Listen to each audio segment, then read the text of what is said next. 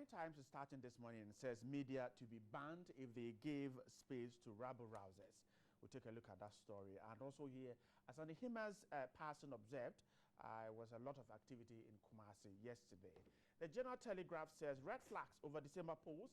3 presidential aspirants speak out. We'll take a look at that story too. Daily Heritage says Woyeme stops Asiedu from cross-examining him over 51.2 million cedi judgment debt. The Weekend Finder, IGP dragged to court. It's a case of a 10-year-old girl shot and abandoned. That's on the front page of the Finder, the Weekend Finder. Daily Graphic, 3 parties cry foul, claims elections may not be free, fair, and a photograph of what happened in Kumasi, the Asantehini's mother's passing there. Black Kumasi yesterday. And then Togbeafe that gets the nod to lead the House of Chiefs. A beautiful photograph of him here also on the front page of the Daily Graphic. The Observer says court dismisses Woyeme's contempt application against Bako and others. The Statesman talks about Occupy Ghana charges AG to postpone prosecute officials behind Bass branding saga. These are some of the stories on the papers I have with me here. We'll take a look at some of them. My guest to my left is Joe Jackson. He's a governance analyst. Joe, good morning. Good morning. I hope you're doing great. I'm doing great. Oh, great. And welcome to our studios this Friday. I'm feeling excited about this country. It's a good place to be. Exactly. And this is where we will be. We don't have any other country. Yes.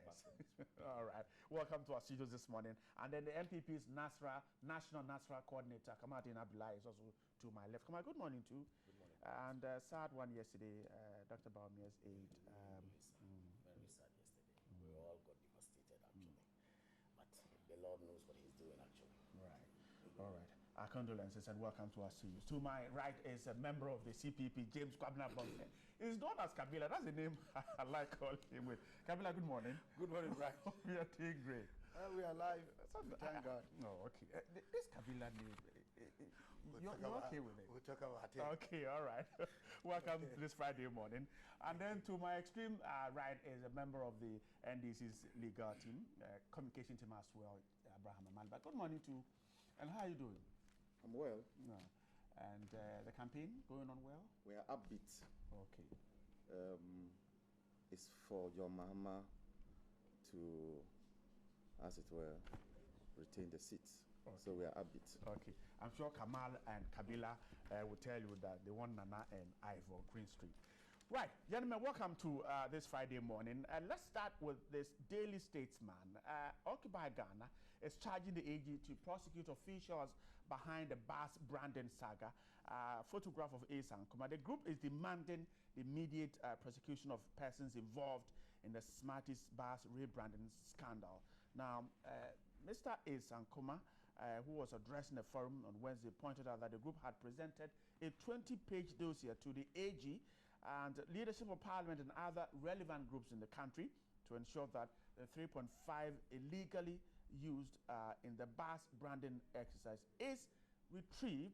And I guess they are not only asking for retrieve, they are also asking for some prosecution.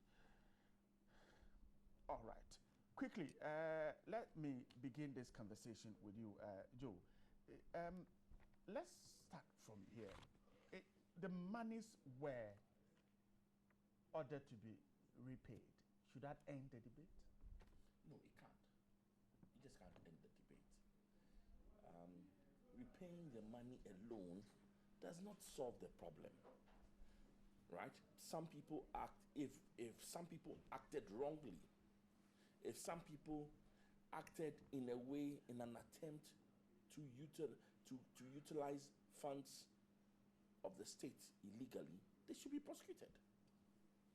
There's no other way to say it. They should be prosecuted. If they acted in manners in which were designed to take money away from the state, we should prosecute them so that other officials will not be tempted to do the same. If the only result is that you pay back, then people shouldn't go to jail. We prosecute In the private sector, we prosecute people for much less. But we're told that, based on the report we had at that time, this transaction was done with the persons involved not thinking of making any gains, but they might have overlooked certain things in approving or allowing that amount of money to be paid for. The challenge we have is that Occupy Ghana has produced a document that on the face of it shows that they acted with bad intentions. That's Occupy Ghana's document. That occupies Ghana's document. Now, what we are saying is that, well, then the AG should come up and say, make a statement, because the AG is right to say, I've looked at the document and I don't think there's anybody worth prosecuting. That's fine. But you cannot leave it hanging when somebody has gone to pains to show that these people acted with the wrong intent. And if public officials have acted in the wrong intent, then they should be prosecuted. I don't think anybody can argue with that principle. But we should have the AG coming telling us that, oh, I've looked at the document and I don't think there's any merit in the case. Or I've looked at that document and we are processing them for court. But you can't leave it hanging. I see. But, Mr. Malaba, let me come to you. Should Occupy Ghana rather go to court to get prosecution, or asking government or the AG to prosecute officials is enough? Let me start by saying good morning to your viewers and listeners alike. The right to prosecute resides in only the Attorney General. A private citizen cannot prosecute any other person based on the criminal laws that we have in this country. So the right to prosecute resides only in the Attorney General. Now, don't forget that this was a contract entered into, and that the parties who entered into the contract were not coerced or were not under any influence. There was no undue influence. There was no fraud on it. So you enter into a contract with your eyes open. But it turned out that the contract price was inflated. So normally I talk about me coming from Bolga with my cow, and then I price the cow that it is 100 Ghana cedis. Then later on, you buy the cow. Later on, you find the cow is 50 Ghana cedis. Then you tell them that, oh, return my brother. I know that this is 50 Ghana cedis. Return my balance to me. There's nothing criminal in this. It's an open market. Smarties would have come to government and say, I can do this for you at this price. Do you agree? Will you want it? Government says, I want it. It turned out that they have inflated it. We are in a free market enterprise. People can give their prices anyhow they want. And it's for you to... You either accept or you reject. So, if it were that, government officials took some money, saying that they were going to do the branding, and pocketed the rest. You get the point? I pocketed the rest and paid Smarties less than what they took from the government. I can see criminality in there. Occupy Ghana's argument that they have a document that suggests good, so I'm coming there. All right, I'm coming there. The Constitution enjoins all of us to assist in ensuring that crimes are unraveled. So, based on that, I think that Occupy Ghana is doing their civic responsibility. I can assure you they will be reviewed, and as Jackson has indicated, the Attorney General will look at them and come to a conclusion whether this is prosecutable or it's not prosecutable. You don't want the Attorney General to rush to court only to lose. And then what will the sing-song be as usual? Oh, this our Attorney General, they don't prepare and they go and they lose. You want an Attorney General who will go to court knowing that he is on solid grounds. So, yes, they've done their civic responsibility. I congratulate them for that. I'm not about to attack them as they attack anybody at all who comments on their activities. I've been their target. I'll not use this opportunity to pay them back. They've done their civic responsibility, they've done the right thing. They should hand over to the Attorney General. She will look at it. But I don't think that they have the power to do the prosecution by themselves. If they think the AG is failing or refusing or slow in taking the case to court, can they go to court and compel the AG to do that? What you are talking about is asking the court to give an order of mandamus. That is to say, compelling the Attorney General to discharge her duties. Right. But the Constitution also provides that it is the Attorney General who decides. Don't forget that the Attorney General even has the noli prosequi, the power of the noli. So he can even start it, getting to the end. We've seen that in this country so many times. Getting to the end, she can withdraw it because she thinks that she doesn't have enough evidence to support the conviction of the parties. Don't forget, Wayomi was prosecuted at the High Court. The Attorney General lost. They went on appeal. The Attorney General lost because there was no enough evidence to say that Wayomi acted criminally. So before you go to court, a lawyer would look at all this, and Attorney General too is a lawyer. She will look at the possibility of a success. Does the evidence that I have enough to secure a conviction? Prosecution is not persecution. You don't say, oh, I have the power, so let me go about prosecuting people left and right. The Attorney General has a duty to ensure justice, and in ensuring justice, she or he is not supposed to persecute, but to prosecute. Kabila, let me come to you. So we can see two different arguments here. What Joe is suggesting that perhaps from the documents that the Occupy Ghana has, it could show some level of criminality in the whole thing. Mr. Amaliba is suggesting that, well, it was an open market, and so you make a choice as to whether you want this price or that price, and so he cannot read any criminality into it. Where do you stand? Well, let me say good morning to our viewers and start by saying that I disagree when Amalba makes the point that in this kind of situation, it was just simply an open market matter. Those public officials who acted in and on behalf of the state had responsibility placed on them under the Constitution to do due diligence and make sure that they compare prices at the marketplace. But you see, this is a matter that has gone on for a while. And I recall that at some point, the Chief of Staff's outfit came into this matter and they conducted an investigation. A report was submitted. The report was not available to the public. Occupy Ghana went to court and won a case to be given a copy of the report. I recall that. Right. And I do remember also that after that, they said they were putting together a number of issues to go. Why we have reached, I think the back and forth won't help anybody. Indeed, was there an act of age in the Smarties contract deal? Those are the questions that we should be asking. Now, if these questions are answered in the affirmative, that yes, indeed, there were acts of impropriety, they cannot walk scot-free just because Smarties has been asked or... So that should be determined by the court?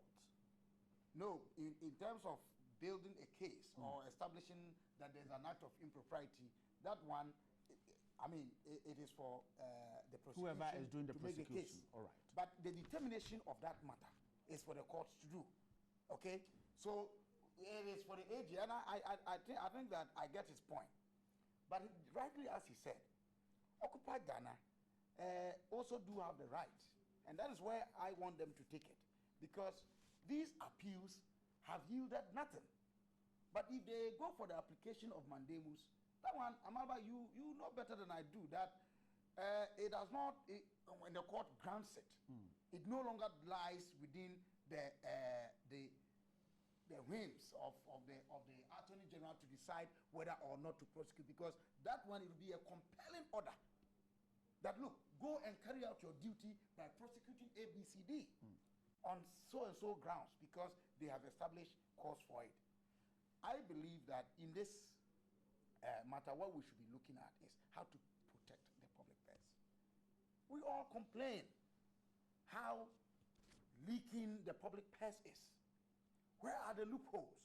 We need to identify them and plug them. Has it been a collaboration between private persons and government officials? Has evidence been adduced to that? Yes. We have established that in this country in many instances. On the Auditor General's, investigations, and if you go to the Public Accounts Committee hearings and all these things, we have heard them in abundance. So it is not for anybody to say this way or that way. What do we want as a people? Do we want to deal with this? But at the heart of all these matters, right, is the kind of problematic constitution we are running, which these two parties who have run Ghana for the past 24 years don't see anything wrong because it perpetuates them in office at the heart of it. And they would do nothing about it to change. You're talking about the past of the president? The constitution, I'm talking about the parties that have run Ghana from 1993 to date. Have we changed this transitional constitution? It is still a transitional constitution. It has not become a developmental document. If you read the Constitutional Review Commission's report, they make this an emphatic point that we need to transit our constitution from a transitional or transformational document from militarism into constitutional rule into a developmental document. And that, I'm sure, will take out a lot of these things, how contracts are awarded, appointing officials, the AG deciding what to do, what not to do, and so on and so forth. And so that is what we come, from the CPP angle, what we say, the new covenant, the new deal, the Apamfofo, that would depart from this way of perpetuating crime and allowing such incidents to recur over and over. But Kabila, I'll come back to you. I'll come back to you. I indicated that if any public official is found acting improperly and has pocketed money, that can be a criminal. Yes. I indicated all that. right. You indicated that. Yeah, so Okay. yeah. Okay. All right. Well taken. I agree with you on that. Okay. Come on, Dean. Well, right. It's interesting when we are told that there's an open market, and therefore one can come with any quotation that he or she thinks is going to be accepted for a job to be done, especially when it comes to governance and fighting corruption. The point here is there a fact that some contract was actually inflated, or some amount on a contract was actually inflated? There's a fact. To the extent that the one who awarded you the contract is demanding that you pay back some money to him or to the body, here referred to as the government. Now, if government sits down, and like Kabila said, you have a responsibility to ensure that the country is not shortchanged if you are put in an institution to man it on behalf of the people of Ghana. Now, having been given this responsibility, you sit down for someone to come and say, I have this microphone to sell to you at 100 cedis, when in fact, the actual cost of this microphone is maybe, say, 50 cedis or so. Having established that later, then you then call and say, oh, I thought I paid you much or more than you deserve, therefore bring back this. Then you say there's no crime in this. I'm surprised. With what intent did you come with the inflated figure? That's the first question. And Amalba is a lawyer, I'm not a lawyer, but Amalba will agree with me that you can never establish a wrongdoing under criminal law without the mens rea and then the actus reus being proven. Okay? Now, if the intent or the criminal mind is actually seen to be part of the entire process or part of the whole process, of course, there's some amount of crime. And if there's some amount of crime, it warrants prosecution. Therefore, if Occupy Ghana comes out to say that, look, both parties agreed that a figure was inflated, except to say that the settlement is reached by saying that pay me the rest of it. What informed the first place, the figure being inflated, is what we have to question. Okay. Now he mentions or he talks about the mandamus that a court can grant for prosecution to take place and all that. I think if Occupy Ghana indeed, okay, really wants to pursue this matter, I would advise that they should go or toe that line so that at the end of the day, what worries us is that the monies or the hard-earned resources of this country would not actually be dissipated like the way people are squandering it. That's what matters. All right. Kamadin, I'm grateful for your time this morning. Now, let's move on to some other issue. The Daily Graphic is reporting of three parties crying foul over claims that the elections may be rigged. And it raised a lot of questions. First of all, the fact that they were in court and for 6 months, depriving them of the opportunity to actually campaign, and because of that, they've been put at a disadvantage. Kabila, let me come to you first.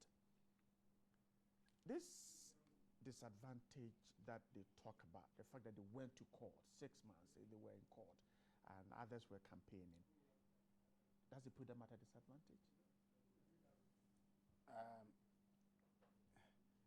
Well, for the fact that indeed at the time that other parties were campaigning, they were unable to because they had issues, to settle or to attach importance to in seeking to bring them back to the poll. It certainly would put them in a disadvantage. And I believe that at the end of the day, they have come to the poll. The whole party machinery was stopped because of a court case? Is that the picture? Well, you see, I have heard them,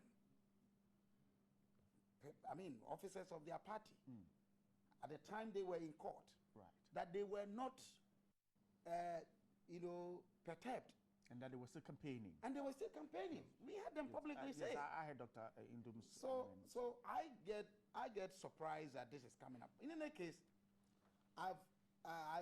this is what Graphic is saying. Other papers are saying they are saying that the election day should be changed or whatever.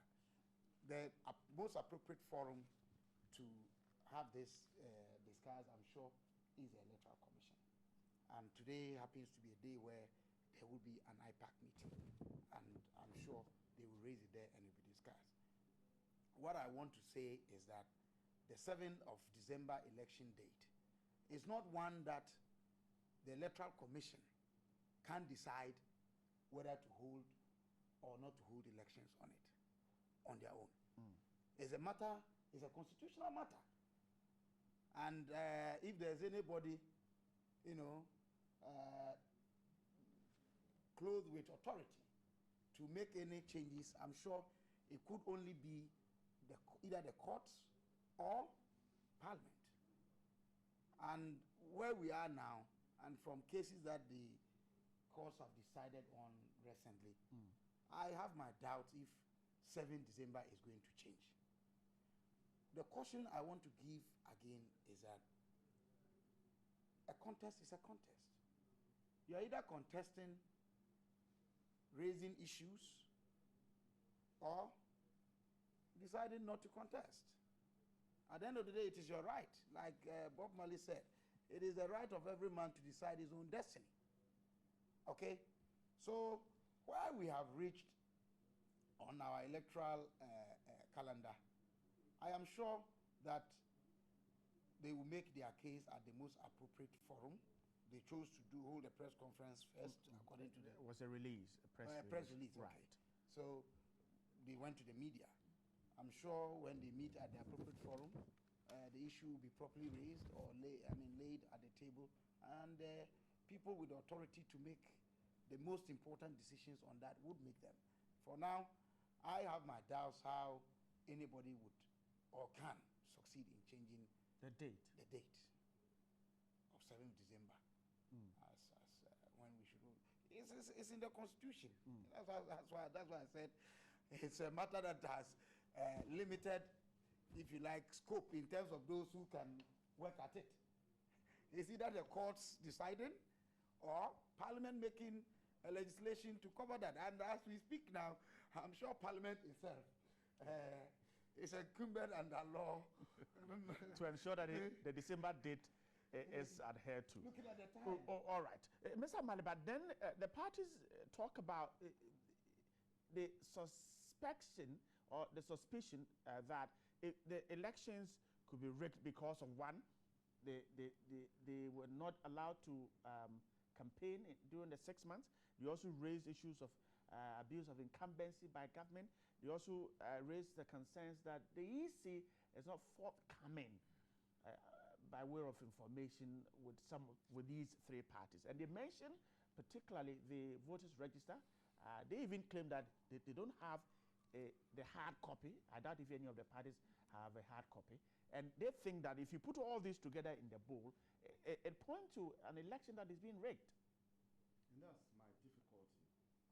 That because you go to court and part of the legal process and democratic process includes the courts, because any leader who forms any person who forms a political party and is leading that party knows that part of our democratic process includes the courts, and that is where you go to resolve matters. Then you say that because you've gone to court, it's an attempt to rig the elections. I can't understand. Which of these leaders don't know that even their own political parties, they take decisions, and members in their party take them to court? I know Edward Mahama has been in court on just internal party matters. And then you claim that because you were disqualified and you went to court, it's a disadvantage to you. No. You knew. If you don't know, you ought to have known. And if you didn't even know again, there's constructive knowledge placed on you to know that part of our legal processes, our democratic process, includes the court. So that cannot be a disadvantage to you at all. If the EC is not forthcoming with information. Now, so I've dealt with that one. Information. I must say that with the restructuring at the EC, and we're coming on board of these two gentlemen, Akpojapasu and the other young man, Ayuba, information flow has improved. It could be better. But now, we see the EC engaging with the electorate. And the political parties have a platform called the IPAC. This IPAC have met, and he's a member, has met constantly. You see, let's separate stampeding the EC to do things that political party want them to do immediately from accusing the EC of not providing information. Has the NDC gotten a hard copy of the voter roll, the voter register? I'm unaware of that. I'm unaware of that. But like I'm saying, because we have a platform called the IPAC, mostly the EC engages the parties at that forum. And so probably you may ask for information. EC knows that in their calendar, oh, we are getting IPAC is on this day, so we'll just address it on that day. They don't give piecemeal information to each political party depending on the request come. Then they will be inundated with requests that they can't even do their core mandate. So I think that there could be concerns, genuine concerns raised, but the stampeding of the EC to do the things that political parties want them to do. If you have a flexible referee, you know you become malleable, and the players can, the teams can turn you any way you want. So, but I think that the EC is constantly doing what it thinks is right. I've heard them also talk about abuse of incumbency. We've gone past this stage. The NDC has a sitting president, and that sitting president is also our candidate. You don't expect him to, as it were, when he's going to political party activities, shed off his presidency, reduce his security detail because he's going for a political campaign. He's an embodiment of this country. The president is an embodiment. And look, if you are asking for something, be careful what you are asking for. One day, it may be long, but one of them can become the president. It may be long. It may not be immediate, but if one of them becomes the president, are they going to say that they would expose themselves to security risk because they are doing political party activities? If the president is targeted today, it's going to be a huge security concern. So they should understand that there's this situation where we have our candidate who is also the president, and you cannot, as it were, water down some of the security details around him or the security men who are supposed to provide him with security. That cannot be an abuse of incumbency. If But the government president using state resources is also not an abuse to campaign for state the party? resources, has he gone to the Bank of Ghana and collected money to run campaigns? The last time your opponent said he flew in a helicopter to part of That the is Western what region. I am talking about. I told you here on that day, and I'll repeat that proverb. Nobody roasts meat and his mouth is dry, like the way my mouth is dry. But they argue that The president, there cannot be a helicopter for the president to do two things. He's engaged in campaigning and he's also engaged in official duties. And you ask that he should put the plane down. The other candidates don't have that dual responsibility. They don't fly to the constituencies and come back to the flag server to engage, to attend to national business. What about the suggestion that once he's using the state helicopter to do party activity, the party should pay for it? Let's enshrine that in law. In the US, they have that. What's the name of that plane? The number one, Air Force One. If you use it, so these are all for me suggestions to our governance experts that we should begin to look at these things and ensure that when these things are done, where the president uses the state helicopter and those things, you pay for it. If that's what the people of Ghana want, I think we should go for it. Okay, I'm grateful, Mr. Ahmad. But Kamadi, let me come to you. So, and these parties, they need help. I guess they need help from the issues that they have raised. But what about the fact that they themselves might have put themselves in the situation they find themselves? How? Right. Well, you had a form to fill, and you didn't feel it right. you didn't feel it. Well, right. anyway, I think that the concerns raised by these three political parties are in the right direction. First of all, what is the Electoral Commission up to?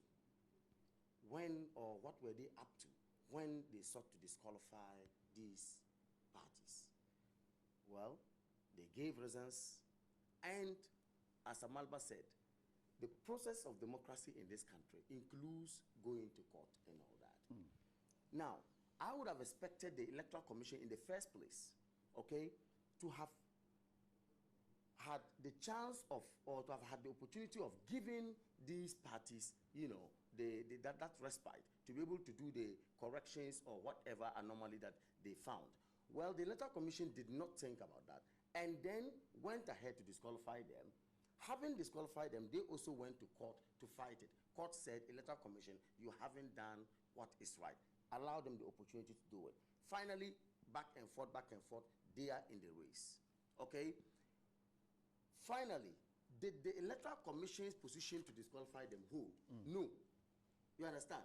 And if no, it then goes to mean that if the Electoral Commission had taken some time to do what was expected of them so that these people would not have resorted to court, then the time that we had, constraint that we had, would not affect us. Of course, nobody would have said that the Electoral Commission did anything wrong. But because of these, you know, steps that they took, leading to a disqualification and getting the parties now to complain that, look, we have just quite some few days to campaign. And in our mind, or in our belief, we think that we have been shortchanged, as it were, or we have been, as it were, not given the right, the level playground. Okay, so on that score, I think the parties have raised a very legitimate point. Again, the Electoral Commission as we have today, not we alone, citizens of this country have come out to say that, look, the conduct and the posture or the approach with which the Electoral Commission is going into with this election with, of course, is worrying. especially Matamidu. Okay, so you said okay, all right, because I was going to ask you to tell us which citizens has, but you said Matamidu. No. Why? Is he not a citizen of Ghana? He is. Okay. But you said citizens of Okay, Ghana. Why? so Anyway, all right, so come on, I'm sure you do the right if thing. You the said likes of Matamidu, Martin let's go. Amidu have come out to even write, okay, or express concerns about the way the Electoral Commission is going on with the processes of the election, it means that, of course, all will not be well with, or all is not well with the way the entire process to a very large extent. But if you come out as a body to do what is expected of you, and all of us feel that yes, we have been given a level playground and therefore no cause to complain, why not? We will say that the parties are actually crying foul for nothing. But as it stands, well, they have the opportunity to address their matters at The IPAC IPAC. Other issues that they have raised will be addressed there, but then I think that their call is in the right direction.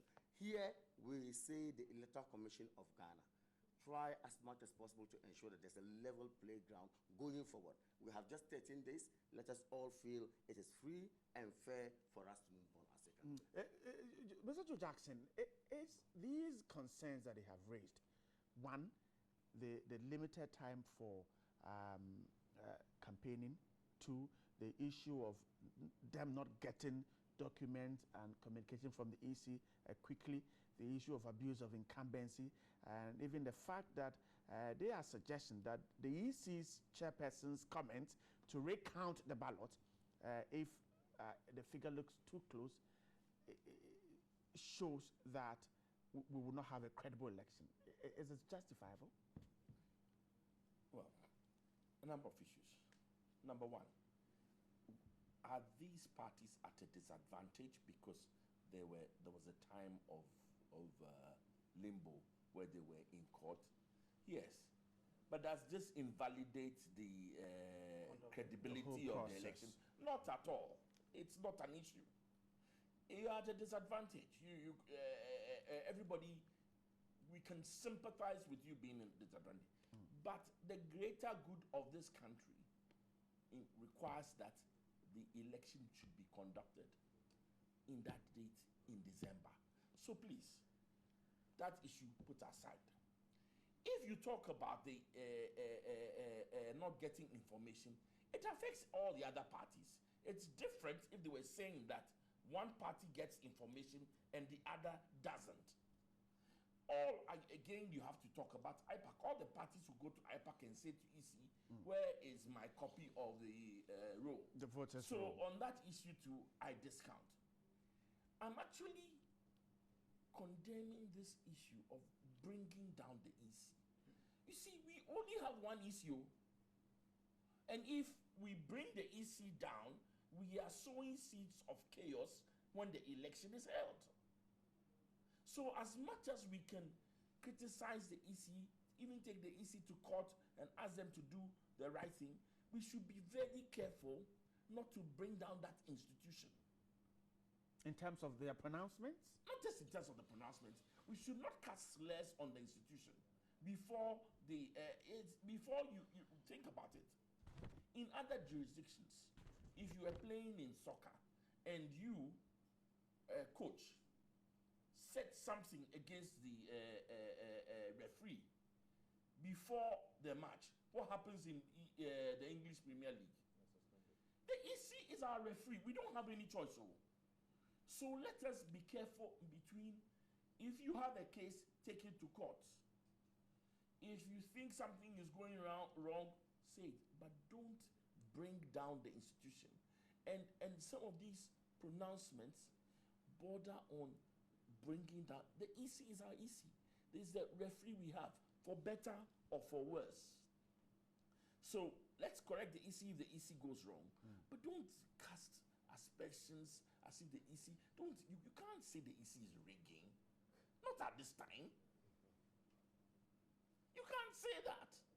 What's the justification for saying the EC is rigging? What is there to show? The three parties, for instance, say that the EC has allowed the NDC to abuse incumbents. Listen, this issue has been pending for a long time. It is For the past 24 years. It is not an not a issue new. that arose today. Today. It is, listen, when the NPP was in power, the 2008. same issues were 2004. raised. Unfortunately, so what worries me is that the jump from we are disadvantaged to the EC is not doing some things right to rigging. well, to an issue of every incumbent has an advantage that we don't like, to rigging, it's a big jump. And it should be condemned. EC is our referee. Our referee, if he takes a decision, there are linesmen, etc., there is a match commissioner we can appeal to, the Supreme Court. But he's our referee. So let us not, whether we like it or not, let us not before the match say the referee has been bribed and is seeking to distort the results. Unless we can show proof, please don't do it. But I'm grateful. Yeah, I just want to add a few Okay. things. Look, in the instance of picking, at the instance of picking the presidential nomination forms, 17 persons picked. 17. Of the 17, 13 returned their forms. No, I think about, yes, 13 returned their 13, forms. right. Of the 13, the EC said it could accept. The word disqualify was never used by the EC. And we should be careful about them. Not disqualification. Yes, it Could was they were only able to accept. accept. But that of 4 persons, the candidates of the CPP, MPP, NDC, and then the independent presidential candidate, Jacob Oseyeboa. Now, some persons went to court because they felt aggrieved. The court, at the superior, order, granted the EC to allow corrections to be made to the forms. Of the 17 forms that are, the 13 that have been submitted today, we have 7 presidential aspirants on the ballot poll. Okay? What happened to the rest? Elections are a product of law. We cannot hold elections unregulated. We cannot make laws and allow the laws to sit on our tables unapplied. And that is why I agree with Joe when he says that we should stop this attitude of bastardizing the Electoral Commission, especially when we reduce it to 1 person, forgetting that it is a 7-member commission. And we expect that somebody will have faith and trust in the electoral process. The EC as a body is as important as the outcome of the electoral process. The EC might not have brought these on some have suggested that its posture from the beginning. Those who have said so have not given us cause. You see, posturing and all these things are labels. I can tag you, Bright, sitting here and call you names when in fact you are not. People have called our register incurably flawed in this country. And yet are hoping to be declared winners of that incurably flawed register. How would they feel? I see. We have challenges with our constitution, and that is what I keep running back to. That we have a problematic constitution. The parties that have governed this country for the past 24 years have not seen need to amend it, notwithstanding the effort that has been made at it in the last 8 years. It is still sitting, on our shelves. Why? Because they don't believe in it. It perpetuates their pettiness in partisanship. It perpetuates their bigotry, the rancor, the darkness with which they do politics, vindictiveness. That does not seek the good of this country. And that is why we say the new covenant must change. It's coming to amend it. The fundamentals must be made right. And that is the Constitution. Kabil, I'm grateful. Let's move on to the Ghanaian Times. There's a story here. I quickly want us to take a look at it because of an issue that happened yesterday at the Asante Himes passing and the 1-week observation. Very scanty information, but we're told that at the 1-week ceremony of the Queen Mother of the Asante Kingdom, something happened that nearly marred the security there. Ghanaian Times is reporting that following a security lapse, there were some of the mourners who thronged the presidential days, making the change sign and shouting and singing, "Whatever you do, Nana will come." And that was when President Mahama arrived a few minutes after the arrival of Nana Akufo-Addo. And according to the Ghanaian Times, it was quite a scene as some of the mourners were carrying palm fronds lit with fire and pushing their way through to the days. We're talking about security here. These candidates, 7 of them who are on the ticket of political parties and that of the independent candidate, their security quite key here. Now, what we are told by the Daily Graphic, like I said, information very scanty, but suggests that where some of the candidates, including Nana-Addo and President Mahama, were seated, the security there wasn't that good. It allowed the public to be there, and we're told that it nearly caused some mayhem there. Mr. Amadba, let me start with you. The security of candidates who are contesting, some members of parliament have raised the concerns that they need police protection because of what they go through campaigning.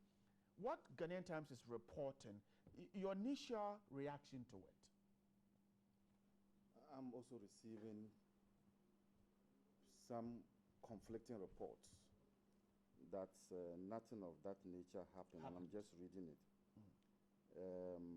Because they are reporting that former President Rawlings made a gesture of a change sign, and the crowd also responded.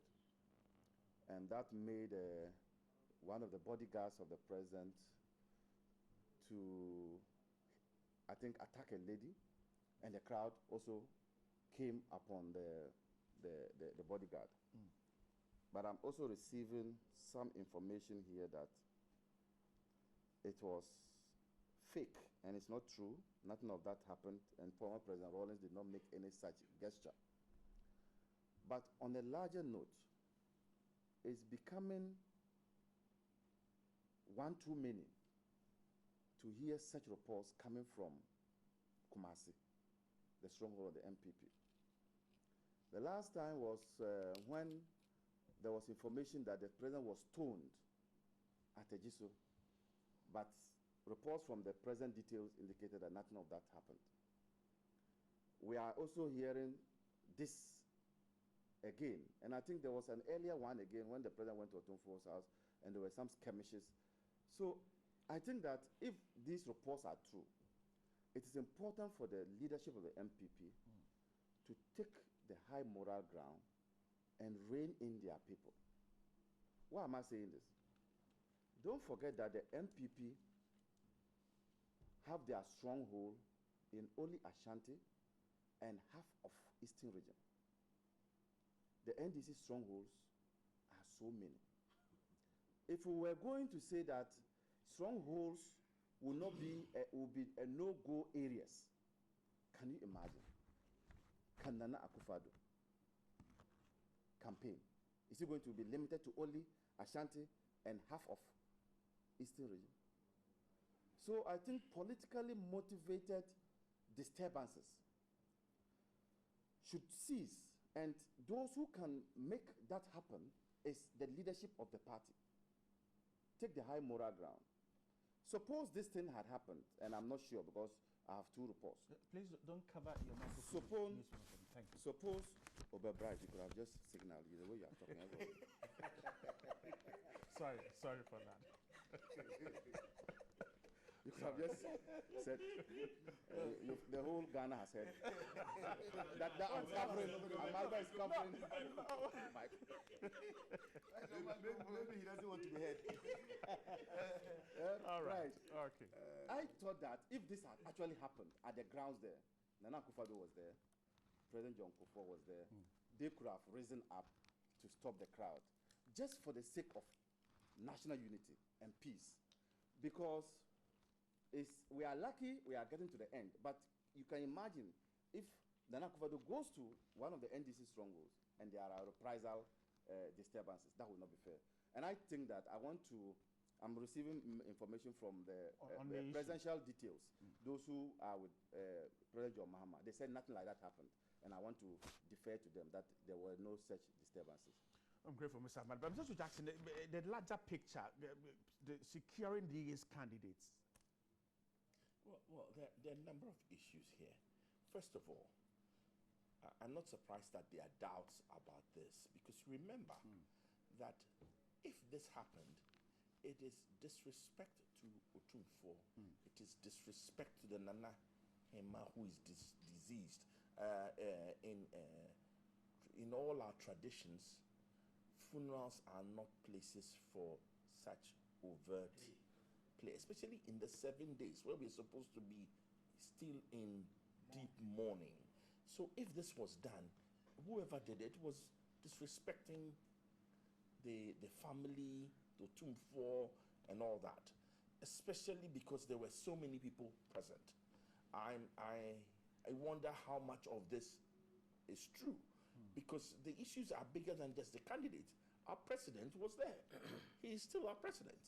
So where was, if the story is true, where was that? Where was his own presidential Guard, details, his presidential guard? Then you talk about our candidates. Are they getting adequate protection? I mean, some of the incidents that happened, especially the last altercation at the residence of the NPP flag bearer, gives us cause to wonder, are the in other jurisdictions in the US, you can see how much protection is given to a candidate. So these issues, the issues raised, but until we can get credible, corroborated reports that this actually happened, and at the scale at which we are talking about, it was not just one isolated person, but it was a number of people, then there's a lot of cause for concern. But until it's verified, I will be skeptical. I won't say I disbelieve it, but I'll be skeptical, because the president was there. The former presidents were there, Mr. Kufuor and then Mr. Rawlings. Were there. The candidates were there. This was not a place for people to go and misbehave. There were several layers of issues there if this sort of behavior happened. And it's also disrespectful to Otumfuo and to the Ashanti Kingdom and to the family and to the Onana Hema. I mean, there's several issues. I would be hesitant in passing any judgment until we get credible reports from the place. Right. The Ghanaian Times story is just 2 paragraphs in there. Come on, Dean. Well, right. I think that it's quite refreshing when you hear Amalba say that he doubts the reports coming out is true. Indeed, I would have to associate myself with those comments. Again, if it is not true, as we all know, because we are worried about it, because if some of these, actions or attacks go on, we do not know how it's going to end, especially when the situation is quite tense now, leading up to the election day. You see, the point is that Amalba says that he's received 2 conflicting reports. However, he's convinced that it never happened at all, based on the source that he's getting, his report on that it didn't happen. Now, let's say it didn't happen at all. Then what, of course, warrants you again to say that, look, this is a kind of situation which is becoming one too many. That in Kumasi, you hear that some time ago, the president's convoy was actually stoned at, only for it to come out to say that, look, for them to come out to say that it wasn't true. Again, this one too, report comes out, and Amalba, of course, tells that it's not true, and we all agree that it's not true at all. It never happened. Then you cannot sit on same platform to say you are chastising a particular political party. It never happened. If nothing happened, then why then do you call that political party, to order, or try to say that they should actually tone down, to the extent that they have only one stronghold in the country, and you have one and a half, he says. Then you have the rest of the areas in this country as your stronghold. If you are not careful, there could be reprisal attacks in their stronghold and all that. Let us all agree and stop at the fact that it never happened. Once it never happened, you don't point again accusing fingers. You'll be seen to be contradicting yourself. But I think the protection largely given to our presidential candidates in this country must actually be looked at and looked at so well. I know the police have actually done something. They have provided some amount of security to all the presidential candidates, and yeah, of course, so far we've not had a lot of problems out there. But there has been some flashpoints recognized by or identified by the police service. I would say that, look, the last time I checked, the flashpoints that they mentioned left out a Sunafo and a Situfi in the Brown Ahafo region, where is very, very, very problematic and the situation is quite dire. And we think that the police living out that or those areas, of course, leaves much to be desired. The point is that they need to ensure that those areas are actually fortified so that anything or nothing untoward happens before, during, and after the election. In fact, it's unfortunate because already at Sankore, we heard of some attacks. Colin Zauder's place too, we heard of some attacks and all that during the limited registration exercise. I think the police must step up the game. I think they should try as much as possible to take this election quite serious and provide maximum security for all. Justice also must be seen to be played. Because the point is, if you talk about peace, we all need peaceful election. However, is everything that institutions that are supposed to do, okay, are they doing it so well? And are they making sure that justice actually is for all? Some of these things that happen is as a result of somebody feeling that, right, I am actually not treated well. And if I'm not treated well, let me stand up for my right and all that. By and large, I want to say that the situation is quite good, but the security must step up again and add some other areas which were not part of their flashpoints identification. I'm grateful, Kamadi. Kabila, so we should just take this as it never happened and move on. Well, I will revisit the issue of the structure of how we do things in our country. I mean, stemming from the very constitutional framework again. I mean, how do we respect even the office of the president? You may dislike the president. You may disagree with what he's doing. But must you go denigrating the person and, for that matter, the office that he occupies? In the United States, we hear sometimes people pelting and hurling insults at presidents and all that. It happens. So it is not a new thing for anybody to do. Even in the UK, it happens. But they frown on it there. How much more here, where we have, we're supposed to value tradition and our core values. Particularly so when this was not a campaigning ground. This was a solemn occasion of the 1 week celebration of the passing on of the Queen Mother of the Asanteman. So I believe that, in fact, if anybody had dropped a bomb there, Ghana would have been in serious crisis. And to have engaged in such an activity, I believe that it would have been a serious indictment.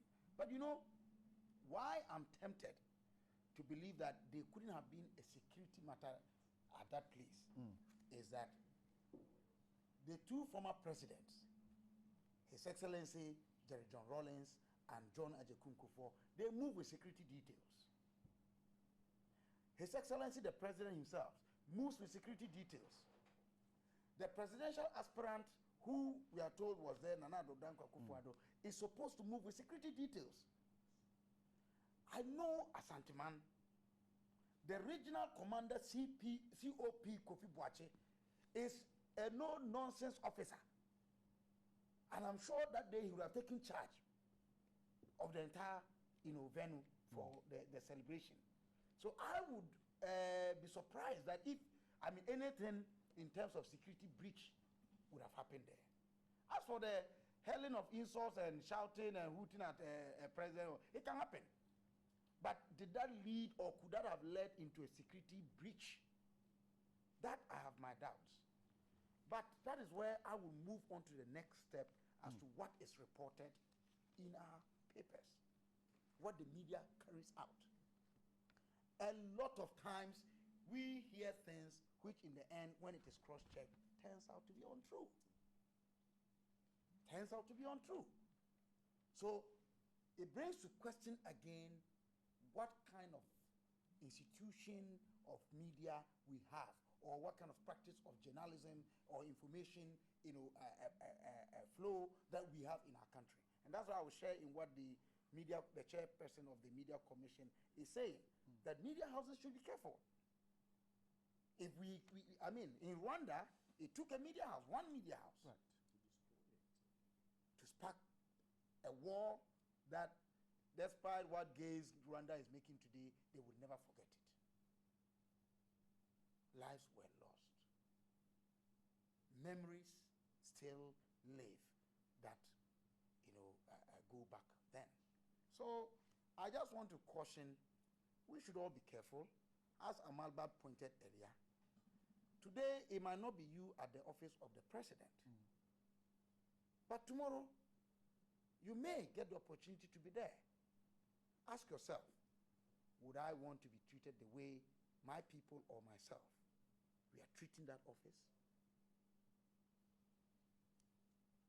I'm grateful, Kabila. So let's stay on the Daily Graphic. Media houses cautioned, don't give opportunity to trouble makers or trouble causers. And the National Media Commission, the National Communications Authority, all of them have come together, and the claim, as well as the Communications Authority, Media Commission, and then the, all the two have asked that they media houses should be careful, and that if they allow people to come make trouble on their platforms, they will be closed down. This is a very simple matter, but the issue is how to deal with who is making trouble and who is not. Mr. Joe Jackson, so we'll close you down if you allow people to come make trouble on your platform. Can it deal with the issue? Every time I hear media agencies being closed down, I'm cautious. As much as we need to handle this issue very carefully, because you see, I agree with you. Don't allow rabble rousers at your Station, right? The law dealt conclusively with the Montier 3. So there are rules and regulations that guide us, and those rules are there. This issue, my question is that, so what when you say close down, does it mean that as we are sitting here, they can come in and close us down because I've said something that somebody didn't like, on whose judgment and parts of, you see, the media is a very funny thing. As much as we may complain, they are also there for a very, very particular purpose.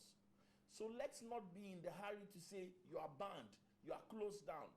The Constitution allows us a certain amount of leeway. So let's be careful.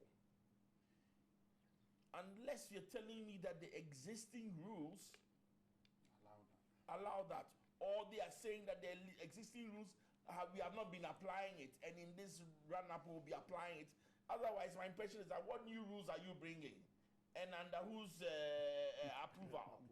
No, let's be careful in dealing with it. Let's be careful. Kamadi, how careful should we be? I mean, people sit on radio and make all kinds of comments, and so we should be careful about. Yeah, my brother Kabila mentioned or cited Rwanda, and I thought it was so apt, because indeed the media can make and unmake a running democracy or a running, constitutional arrangement in terms of governance. If you allow people to speak unguarded, if you allow people to spew out lies, if you allow people to say things that are palpable falsehoods on the media, going or pointed at inciting or, as it were, insulting some other persons, maybe some people, a group of people may not take it to be that easy, and if you're not careful, what we don't want would happen. You see, the point here is that Joe says or asks a question. Media Commission, do they have the power to make laws by themselves? I guess the answer will be no. No. We have a parliament, okay, where indeed you have the LIs, the CIs, the executive instruments, or whatever you call them, where laws are made.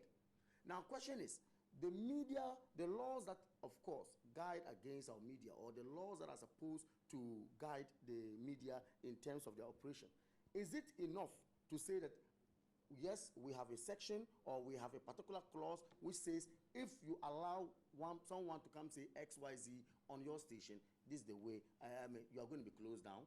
Is there a clause like, is there a provision like that? Because we are a state where laws are supposed to be seen to be, regulating everything. Now, if we have such process, that one I would agree with them. It's good to come out to caution the media. It's good to speak against some of these, obscene languages in the media. Right. However, to go to the extent of saying we'll close you down, it sounds quite intimidating in my view.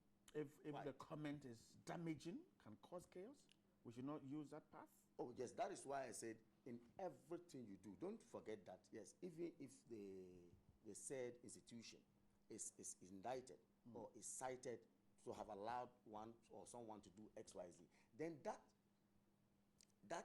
particular institution, which is supposed to be closed down, also have the right to fight back. I see. Okay, so the point is that do the right thing, make sure we have regulations well spelled out, make sure the laws allow for you to go and close down, then you can, champion that cause. All right. Kabila, your worry is particularly about what media houses, some media houses spew out as information. What I will say to this is very simple. You cannot lump them all. Right. And label them as same. Let us protect, as Big Brother Joe said, and more importantly, isolate those who engage in acts that run counter to law, and allow the law to take its course. Now, if you just decide that you are going to close down a station because I came to sit here to make an unsavory comment or provocative comment, when in fact my co-panelists were all trying to tame me and I was refusing, you are not being fair to them. So you can come and ask if the production crew or your station, your network would not excuse me.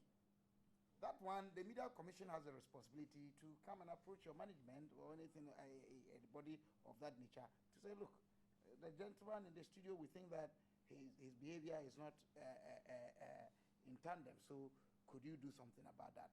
I prefer it that way than to say that we are going to apply so-and-so wholesale. But you see, these media houses are controlled. They are known. They are identified. That the most dangerous media is an uncontrolled media called social media, where people exist with all manner of names, with all manner of identities, and say what they want, and run away unsubstantiated. So those ones, I believe that the NCA have the authority to apply, because you see, the most dangerous thing is to allow falsehood about election results to run within a certain period after election results start coming up. And then they start triggering things. And when the EC then comes out with the official declared results, then it creates animosity or brings about some chaos that we could have avoided. That one, I believe that the NCA, in collaboration with the relevant institutions, can, and the law allows them. They control our airwaves. Joe, you want to make a comment? I wanted to make an Quickly. Let's not throw the baby out with the bathwater. Let's be very careful. Social media, as you say, if somebody goes on social media to declare results, it may lead to all sorts of issues. But social media itself is inherently a good thing. So let's be very careful. And when every time again, when I hear, when I hear, let's call the NCA. At one point, even the IGP says we will shut down social media. We reject But all those. IGP has no power to do that. Of course. It doesn't matter. It is a sentiment. It is a sentiment that is being pushed out. And we reject all those sentiments vehemently. We say social media may have aspects that are negative, but the sum total is for good. The sum total engages parts of this population who are in danger of being removed from the process, the political process. And whatever. So let's not. Joe, but all right. I was speaking in specific reference to election results. But the election results, it's clear.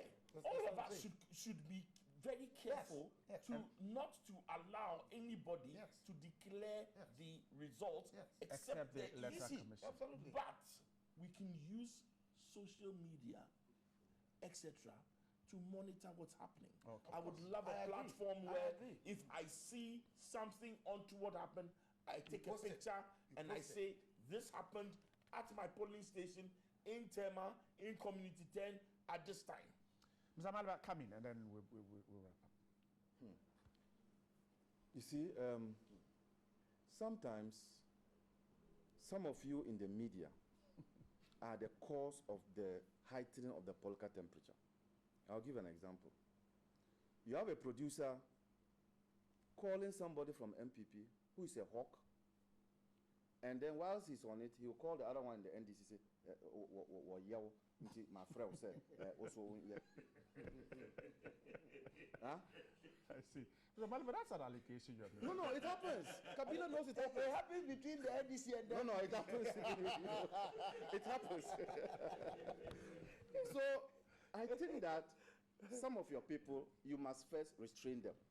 But the larger picture for me, when these tantrums and attacks on people came, I tried to look at our criminal justice system, our laws, and I noticed that we don't have a law on hate speech.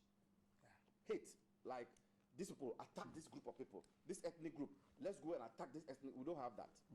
And I think that those of us in the legal system should begin to look at that so that we can put in place a law that regulates, that deals with hate speech.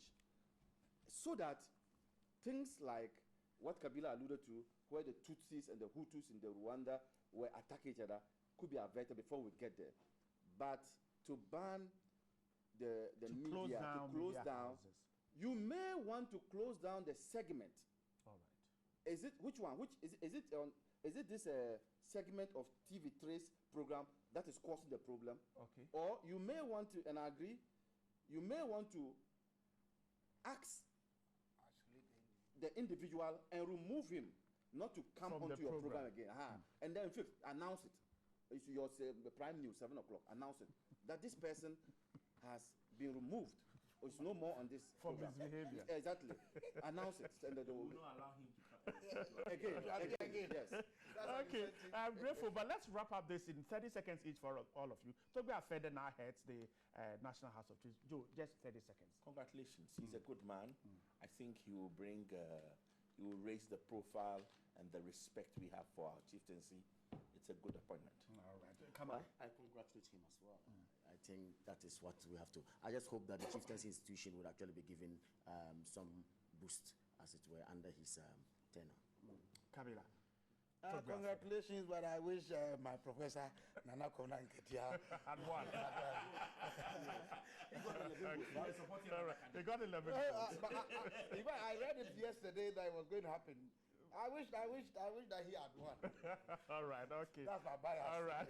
Mr. I Malema. think I have similar sentiment because my colleague board member, Togbe Atiburukuso, Awula Atiburukuso, was campaigning. Yes. And so he came second anyway. Right. But congrats to Togbe Raphael, Atiburukuso. I'm grateful, gentlemen. Abraham Maliba is a member of the NDC.